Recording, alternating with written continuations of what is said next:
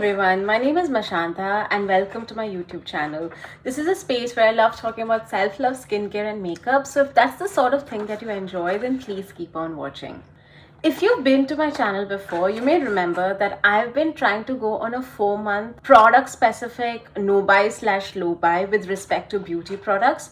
And if you want details in terms of why I decided to start that project and rules around that project, then please click either up here or I'll have that video in the description box below. So after trying 2 months of this in July and August, actionable tactics which help me control the urge to spend and literally follow my low buy wherever possible. These are not specific to just beauty consumption or beauty spending at all. Any habit that you want to sort of stop, I think some of these tactics could help. Let's just get started. Number one, understand the triggers or behaviors that are causing you to consider making the purchase and learn to come up with mechanisms to avoid them. So for me, one trigger is just window shopping. Just walking through duty free. I spend an hour at duty free, something that I like, I realize it's a brand that's not in India, I just snap it up. And therefore, one thing that I started doing the 2-3 times that I've traveled in this period is I have just not gone to duty free. Another example could be browsing apps. I used to open these apps, the beauty apps, and just keep looking at the latest offers, latest launches. So it starts with browsing, it goes into in-depth product viewing, moves into adding to cart and then buying. So let's not go on that trip. Don't browse. Ignore the companies. Companies have dedicated teams whose main job is to get you to come to their app or their website. These are called CRM teams. They will send you emails. They will design push notifications. Really exciting WhatsApp, Instagram campaigns, which will pique your curiosity. Load into the app or the website from there and you will start indulging in browsing behavior. Unsubscribe from their emails, uninstall the apps, or switch off the push notifications, block them on WhatsApp, etc. That way you have no external stimulus trying to suggest that there is something really interesting out there. There is a great deal out there just waiting for you. If there is a truly great deal, companies will know it and they will keep bringing it back. You do not need to do this for the period of your no-buy. The third one is something that has seriously helped me. Have a ready inventory, right, up-to-date inventory of all the products that you own. What I mean by the inventory is literally knowing what products you have. If you have face washes, how many face washes do you have? Do you have 3? Do you have 5? If you have lipsticks, how many lipsticks do you have? We are literally bombarded with new launches, new routines, new ingredients all the time. So you are almost made to feel that, hey, what you have is not enough and you always need to be on the lookout for the next big thing. And in that process, your focus is always on the new launches and not on stuff that you already own. A lot of the times you forget products that you already own. So for example, what I have done, which has seriously helped me this year, when it comes to lipsticks, I keep reminding myself, ki, dude, you have 150 plus lipsticks. 150 plus lipsticks. That's like one lipstick for every 2 days of the year. So every time I'm tempted by lipstick, and there is a lot of temptation in the market, trust me, I tell myself that I have 150 plus lipsticks and I try to convince myself, am I sure that I don't have this shade? Am I sure that I desperately need to buy this formula? Why can't I get the same effect from any other lipstick that I have? But even if you have 10 lipsticks, right, tell yourself this, because then you will start having to come up with reasons about the reason to believe in terms of why you need that product. You will realize when you force yourself to convince yourself about why you need it, that itself will start making you question your temptation. The fourth thing is, of course, about spicing things up. So a lot of your temptation, a lot of the distraction in terms of, hey, this is a new launch that I want to try, comes because you're really bored. Sometimes we have a lot of products, but we forget what we have and we use the same 1 or 2 products because it's just convenient, it's lying on our dresser, etc. When you feel the need to buy something, go back to your actual vanity and switch stuff up. If you have a standard eyeshadow palette that you use, try another eyeshadow palette. You already have the stuff that excites you. You just have to remember to use it to keep that excitement alive. And that will kill the temptation in most cases. Having clear-cut ground rules for any sort of project like this. The rules are very clear about what is allowed and what is not allowed. That way, it just becomes easier whenever you're confronted with temptation. Some examples of rules, right? That I can't buy any other lipstick unless a lipstick of that I've been wanting for more than a year is being discontinued. Now, this is a very specific rule with a very specific exception clause. You want to have that.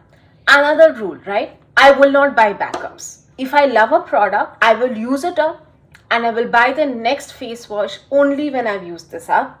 I will not buy 3 more just because they're of the same product, just because there's this amazing discount.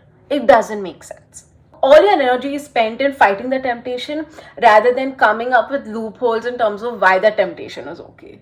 Now, the sixth point, and this I've seriously realized it the past year, is that it is so important to alter your information consumption patterns. We don't realize it, but in today's day and age, our thoughts, our needs, our wants are really shaped by the information we consume. How often have you been tempted to buy a lipstick or an eyeshadow palette that your favorite influencer has tried? Inadvertently, you will notice influencers use terms like, you have to get this, you need this in your life, this is the best deal ever.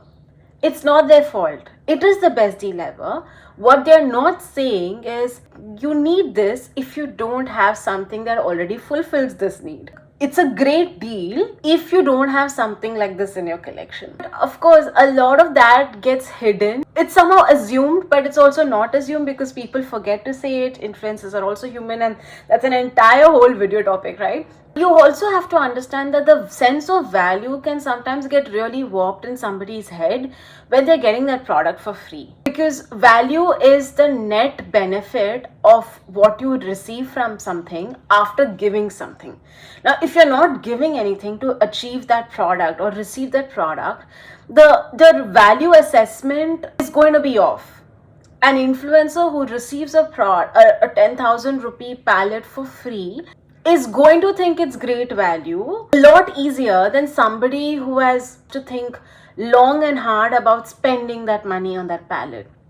And this is not a bash against influencers, right? It is just human tendency to have your value assessment be warped if you are getting stuff for free. It happens. I mean, there is no two ways about it. It happens. All you can do is be aware of that and then question, right? Is that okay? That looks great. It makes sense, but does it make sense for me? We are human. We watch stuff for entertainment. We really don't have time to analyze our feelings after watching influencers. We are all running very busy lives. It's going to be very difficult to do that. So do the next best thing instead. Don't follow influencers who could tempt you in this way, but rather follow folks in the same niche, but who advocate things that you're trying to build on. For example, I have a bunch of YouTubers that I follow who try project planning, mindful consumption, makeup addiction that some people can get into. And watching some of these thoughts and YouTubers share their thoughts have made me quite a double take in terms of, hey, do I need to buy this? Hey, is this temptation real or is this manufactured by companies because that's how business works? So it's amazing about how just altering the kind of information you consume can make such a big difference. Now we are down to the last two. I'm sorry if this is like super long. Hopefully it's not too long and boring, and hopefully it's helpful. Having an accountability partner or a buddy.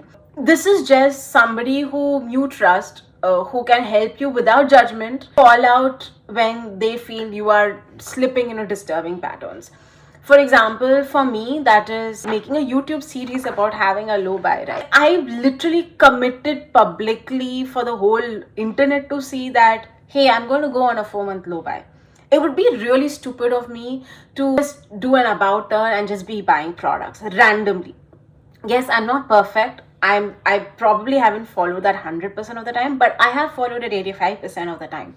Another way you could do that is have a close friend who is somebody that you write to every time you're tempted by something.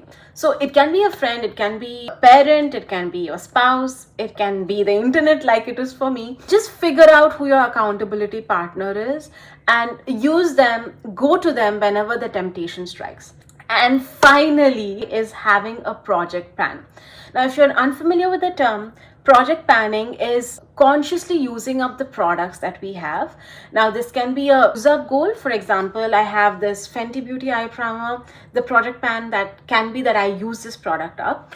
Or it can be a use age goal, which is I have this Huda Beauty eyeshadow palette. I want to use this palette 30 times in the next 2 months. Satisfaction of using up products is better than the satisfaction of buying new products. Search project plan on the internet and YouTube is full of them. I think it's a great way to gamify the experience.